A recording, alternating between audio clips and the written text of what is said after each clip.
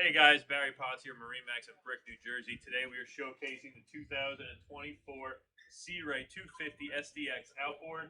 This boat has a full black hull color, white sports tower with the black fiberglass accent panel. Let's take a look inside.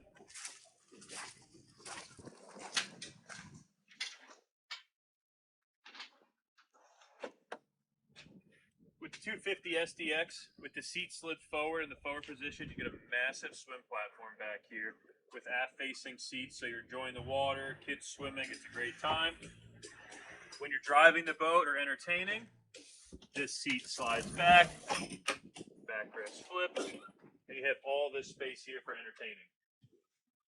Both seats here move as well, well-appointed helm. Another big feature of the 250 SDX is this little cabin area here.